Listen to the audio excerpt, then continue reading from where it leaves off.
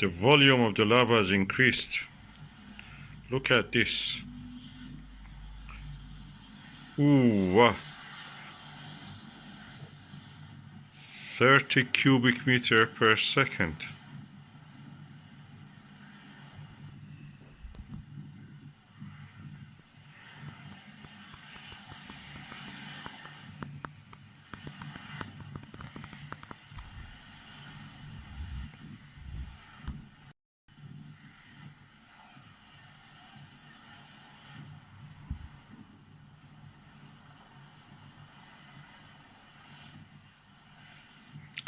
The volume of lava is so much, the lava is so huge, the amount of it, that I think the actual lava tubes cannot take this anymore.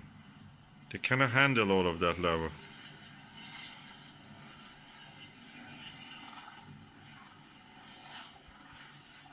Ooh, wow. And look at it, it's going on. Now it's receding. Okay, that's almost finished now. That is massive. You're looking directly into the crater at a level a little bit lower than it, so the crater looks bigger than what it should be. But it's amazing, colossal.